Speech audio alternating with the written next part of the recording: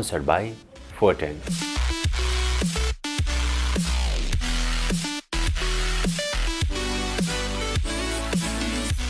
Banking partner. एसियाको बचत खाता यो हो सर्वश्रेष्ठ Sponsored by Marina Inplex.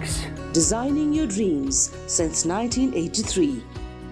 Marina Impex. Supported by O2 Studio. उत्कृष्ट रेकर्डिङको लागि O2 स्टुडियो कपुधारा काठमाडौँ सम्पर्क 9862622558 Educational partner Emperor Education Network. नमस्कार दर्शकवृन्द, कानुनका कुरा कार्यक्रममा यहाँहरूलाई स्वागत छ। म अधिवक्ता लीलानाथ घिमिरे अर्थसंसार.com ले उत्पादन गर्ने यो कार्यक्रममा यहाँहरूले नै हामीलाई हाम्रो सामाजिक सञ्जाल मार्फत राख्नुभएका जिज्ञासाको समाधान लिएर हामी उपस्थित हुने गर्छौं। आज पनि हामीसँग केही छानिएका जिज्ञासाहरू छन्। ती जिज्ञासाहरूको म समाधान गर्ने प्रयास गर्नेछु। अब यहाँ एकजना सोध्नु भएको छ, चेक मार्फत कसैलाई ऋण दियो भने पछि स्टेटमेन्टको आधारमा ऋण फिर्ता गर्न सकिन्छ कि सकिँदैन? लिखत कपाली तमसुक बिना स्टेटमेन्टले काम गर्छ कि गर्दैन भन्नुभएको छ। सामान्यतया पैसा लेनदेन गर्दा लिखत गर्नुपर्छ। लिखत नगरी गरेको कारोबार मान्य हुँदैन भन्ने व्यवस्था छ। तर लिखतमा चाहिँ तमसुक पनि पर्यो, चेक, भाउचर, भरपाई, बिल लगायतका लिखतहरूलाई पनि लेनदेनको लिखत मानेको छ कानुनले। त्यसैले बैंक स्टेटमेन्टकै आधारमा पनि लेनदेनको दाबी गर्न सकिन्छ। तर त्यो लेनदेनमा तपाईले दिएको रकम चाहिँ तपाईले तिर्नुपर्ने होइन, तपाईले लिनुपर्ने नै हो, ऋण नै दिएको हो, उसले पहिला दिएको थियो मैले फर्काएको होइन भन्ने कुरा चाहिँ प्रमाणित गर्ने जिम्मा तपाईको हुन्छ। तपाईले उसलाई ऋण दिएको भनेर प्रमाणित गर्न सक्नुभयो भने तपाईले लेनदेनको मुद्दा गरेर त्यो रकम फिर्ता लिन सक्नुहुन्छ। सर, हाम्रो कोर्ट म्यारेज भएको 6 महिना भयो, कुरा मिलेन, अब सम्बन्ध विच्छेद गर्न चाहन्छौँ र के कस्तो प्रक्रिया छ प्लिज भनिदिनुहोस् न। मलाई सम्पत्ति चाहिँदैन तर बिछोड गर्न चाहन्छु, प्लिज टेल मी भन्नुभएको छ। तपाईले बिहे गरेको जति नै अवधि भए पनि तपाईहरुको सहमतिमा चाहिँ जहिलेसुकै सम्बन्ध विच्छेद गर्न सकिन्छ।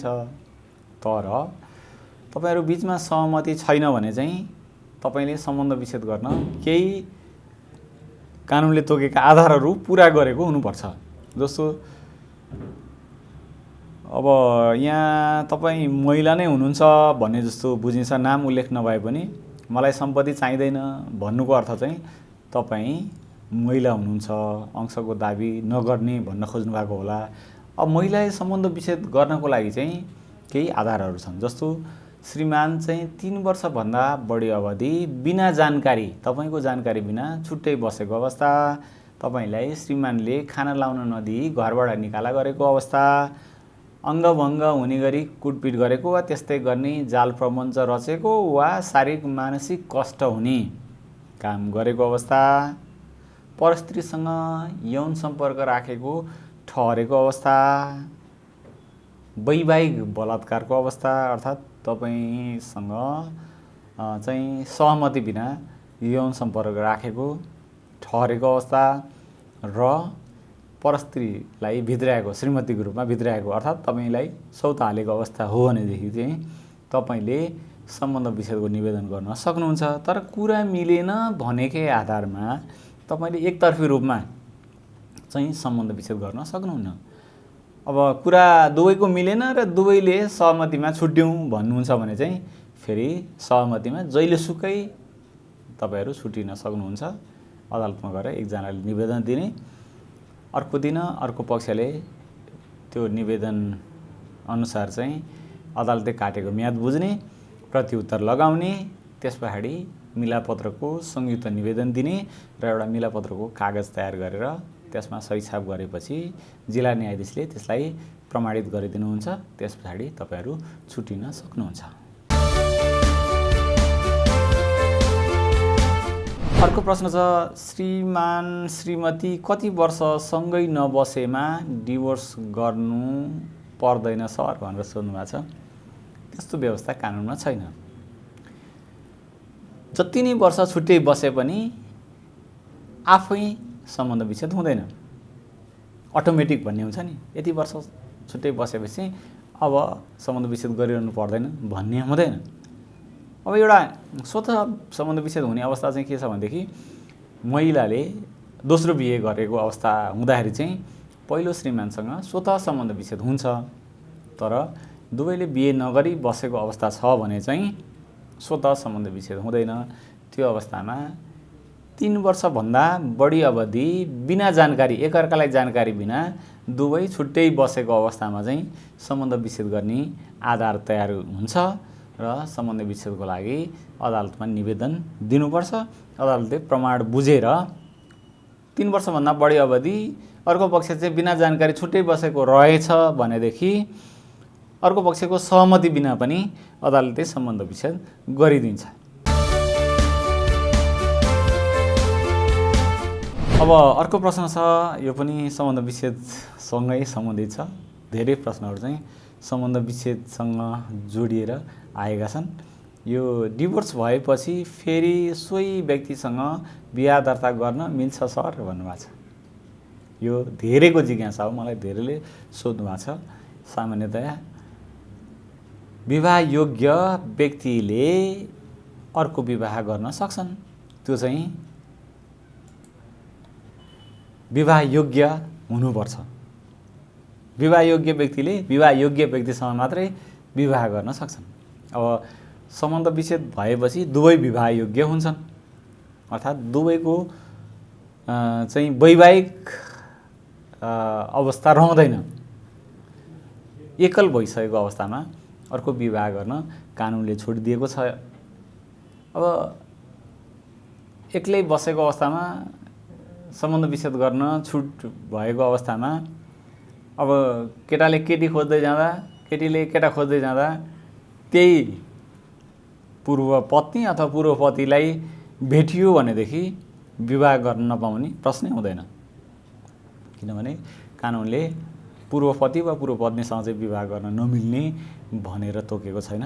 त्यसैले दुवै विवाह योग्य हुँदाखेरि दुवैले एकअर्कासँग विवाह गर्न सक्छन्। तर उनीहरूले फेरि बिहे दर्ता चाहिँ गर्नुपर्छ। फेरि दुवैले एकअर्कालाई पति पत्नीको रूपमा स्वीकार गर्नुपर्छ।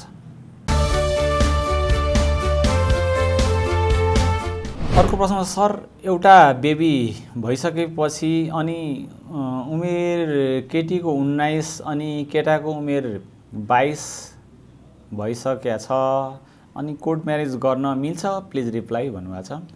नेपालको कानुनले कोर्ट म्यारेज मात्रै होइन, अर्को चाहिँ बाजा म्यारेज हुन्छ नि, बाजा बजाएर गरिने म्यारेज, जुनसुकै म्यारेज पनि केटाकेटी दुवैको उमेर 20 वर्ष पुगेको हुनुपर्छ भन्छ। अब बच्चा भएकै आधारमा कोर्ट म्यारेज गर्न मिल्दैन। केटीको उमेर 20 वर्ष पुगेको छैन भनेदेखि त्यसै गरी विवाह गर्न मिल्दैन, विवाह दर्ता गर्न मिल्दैन। अब अहिले त दुवैले विवाह गरेको अवस्था हो भने बाल विवाह हुन्छ। बाल विवाहमा गर्ने गराउने दुवैलाई सजाय हुन्छ र अब त्यसलाई कायम नराख्ने हो भने त्यो स्वतः चाहिँ बदर भएको अवस्था हो। बाल विवाह चाहिँ स्वतः बदर हुन्छ।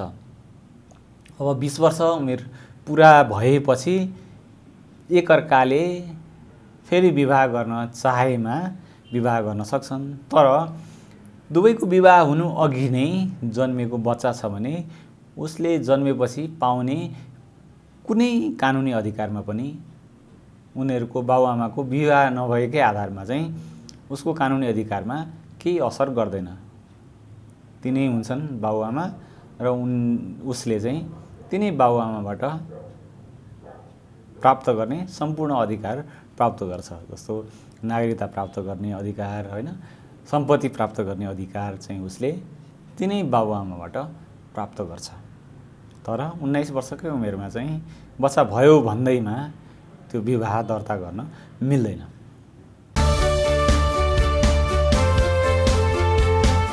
सर, मेरो श्रीमती 3 वर्षदेखि घर छोडेर हिँडेकी छे र अहिले सम्पर्कमा पनि छैन, यो अवस्थामा कसरी सम्बन्ध विच्छेद गर्ने भन्नुभएको छ। सामान्यतया तपाईको श्रीमती 3 वर्षभन्दा बढी अवधि तपाईको जानकारी बिना छुट्टै बसेको अवस्था हो, हिँडेको हो, तपाईको सम्पर्कमा हुनुहुन्न भनेदेखि तपाईलाई सम्बन्ध विच्छेद गर्ने आधार तयार भएको छ। तपाईले त्यसको लागि जिल्ला अदालतमा गएर सम्बन्ध विच्छेदको लागि निवेदन दिन सक्नुहुन्छ। त्यसको लागि तपाईले नजिकको कुनै कानुन व्यवसायीको सहयोग लिन सक्नुहुन्छ। र अब सम्बन्ध विच्छेदको निवेदन दिनासाथ तपाईको श्रीमती सम्पर्कमै हुनुहुन्न भने चाहिँ सम्बन्ध विच्छेद भइहाल्दैन, किनभने उहाँले पनि तपाईले निवेदन दिएको थाहा पाउनुपर्छ। अब निवेदन दिएको थाहा पाउनलाई चाहिँ तपाईले आफ्नो घरमा त हुनुहुन्न भनिहाल्नुभयो, तपाईले माइतीको ठेगाना उल्लेख गरेर एकचोटि चाहिँ म्याद पठाउन भन्नुस् अदालतलाई हैन, फिर्याद दिँदाखेरि नि माइतीको ठेगाना उल्लेख गर्नुस्। त्यहाँ गएपछि त्यहाँ उहाँ फेला पर्नुभयो अथवा माइतीले सम्पर्कमा हुनुहुँदो रहेछ र उहाँलाई खबर गर्नुभयो भने उहाँ प्रतिउत्तर लिएर आउनु होला। र त्यहाँ उहाँ फेला पनि पर्नु भएन, त्यहाँ माइतीलाई बुझाएको म्याद चाहिँ अदालतले स्वीकार गरेन भनेदेखि त्यो म्याद चाहिँ बेरित्व हुन्छ र बदर गर्दैला अदालतले। त्यस पछाडि तपाईलाई अर्को कुनै ठेगाना खुलाउन अदालतले आदेश गर्छ। तपाईलाई अर्को ठेगाना थाहा छ भनेदेखि चाहिँ तपाईले त्यो ठेगाना उल्लेख गर्न सक्नुहुन्छ र त्यहाँ म्याद पठाउँछ अदालतले। यदि तपाईलाई त्यो ठेगाना थाहा छैन भनेदेखि तपाईले पत्रिकामा सूचना गरेर म्याद तामेल गरिपाऊँ भनेर निवेदन दिन सक्नुहुन्छ। त्यसरी निवेदन दिएको अवस्थामा चाहिँ पत्रिकामा सूचना भएको निश्चित अवधि अदालतले चाहिँ उहाँलाई तपाईको श्रीमतीलाई प्रतिउत्तर फिराउन आउनलाई कुर्छ र त्यस पछाडि चाहिँ एकतर्फी रूपमा मुद्दा अगाडि बढ्छ र तपाईको प्रमाण बुझेर अदालतले एकतर्फी रूपमा तपाईको सम्बन्ध विच्छेदको फैसला गरिदिन सक्छ।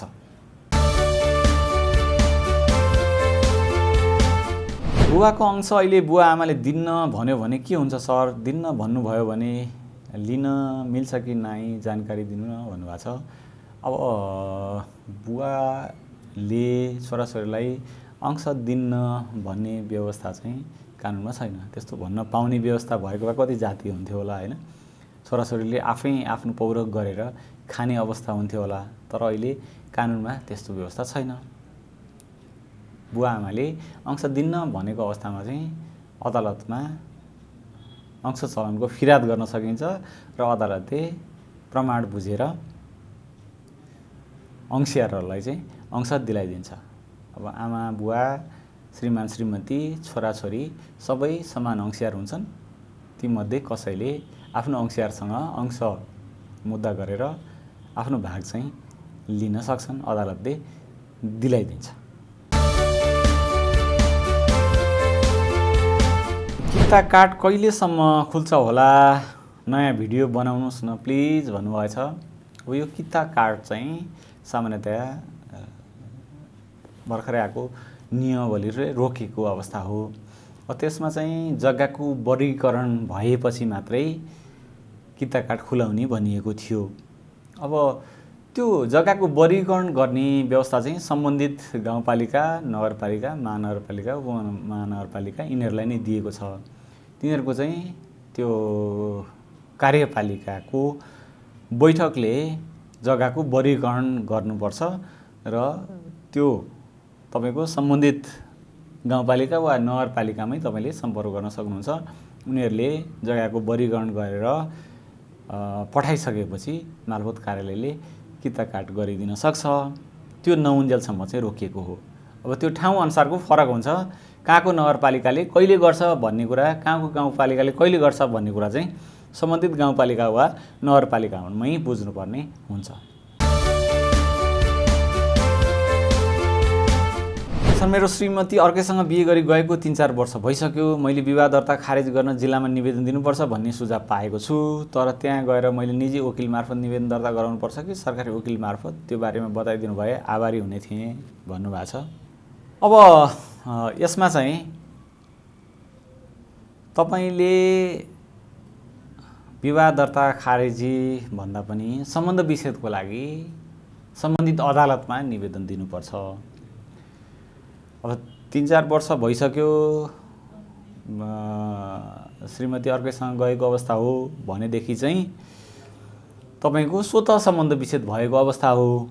स्वत सम्बन्ध विच्छेद भएको अवस्था तपाईको श्रीमतीले अर्कोसँग बिहे गरेर गएको तपाईसँग प्रमाणहरू छन् भने त्यो आधारमा पनि तपाईले वडा कार्यालयमा गएर तपाईको विवाह दर्ता खारेज गराउन सक्नुहुन्छ। तर सामान्यतः के छ भने वडाले त्यो जोखिम लिँदैन के, वडाले चाहिँ दरिलो प्रमाण माग्छ। त्यो चाहिँ सम्बन्ध विच्छेदकै प्रमाण हो, सम्बन्ध विच्छेदकै फैसला हो।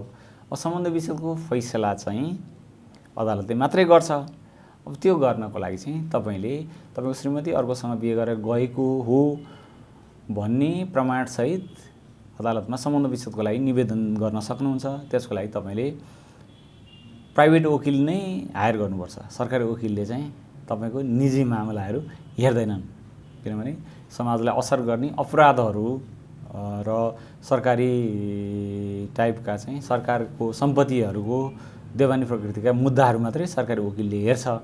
त्यस हुनाले तपाईले निजी वकिलहरू लाई निवेदन लेखाएर चाहिँ अदालतमा सम्बन्ध विच्छेदको आवेदन गर्न सक्नुहुन्छ। र अर्को छ कोर्टबाट दम्पतिको नाता कायम भएपछि विवाह दर्ता बनाउन मिल्छ भन्नुभएको छ। नाता कायम भइसकेपछि विवाह दर्ता गराउन नमिल्ने प्रश्नै हुँदैन। अब दुवैको सहमतिमा जहिलेसम्म पनि बिहे दर्ता गर्न पाइने भयो, फेरि दुवै विवाह योग्य हुनु पर्यो हैन, त्यो अवस्थामा वडा कार्यालयले सजिलै विवाह दर्ता गरिदिन सक्छ।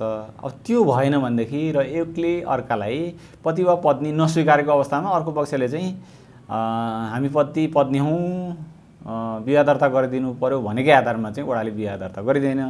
त्यस्तो अवस्थामा तपाईले अदालत जानुपर्छ। अदालतमा गएर तपाईले नाता कायम मुद्दा हाल्नुपर्छ। अदालतले प्रमाण बुझेर नाता कायम गरिदिन सक्छ। नाता कायम गरिदिएको अवस्थामा विवाह दर्ता त्यही नाता कायमको फैसला अनुसार नै वडा कार्यालयले विवाह दर्ता गरिदिन्छ। त्यसको लागि समस्या हुँदैन। नाता कायम भएपछि त विवाह दर्ता भइहाल्छ। दर्शकवृन्द, आजलाई कानुनका कुरा कार्यक्रम यति नै। तपाईलाई यो कार्यक्रम कस्तो लाग्छ प्रतिक्रिया व्यक्त गर्न नभुल्नुहोला। तपाईका पनि कानुन सम्बन्धी जिज्ञासा समस्याहरू छन् भनेदेखि हामीलाई कमेन्टमा लेख्न सक्नुहुन्छ अथवा हाम्रो अर्थसंसार.com को सामाजिक सञ्जालहरू फेसबुक, युट्युब हैन, इमेल मार्फत पनि प्रश्नहरू राख्न सक्नुहुन्छ। हामी ती प्रश्नहरूको समाधान गर्दै जानेछौँ। आजलाई कानुनका कुरा कार्यक्रममा क्यामेरामा साथ दिने सुजीव बज्राचार्यका साथ मलाई पनि बिदा दिनुहोस्। धन्यवाद।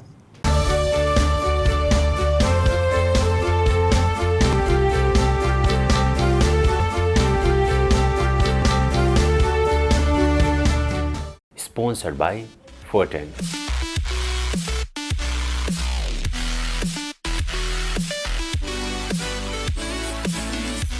Banking partner. मध्ये सबैभन्दा बेस्ट एनआईसीएसियाको बचत खाता, यो हो सर्वश्रेष्ठ, यो हो सर्वश्रेष्ठ। Sponsored by Marina Inplex. Designing your dreams since 1983. Marina Impex. Supported by O2 Studio. उत्कृष्ट रेकर्डिङको लागि O2 स्टुडियो कपुधारा काठमाडौँ। सम्पर्क 98 62 25 58। Educational partner Embedding Education Network.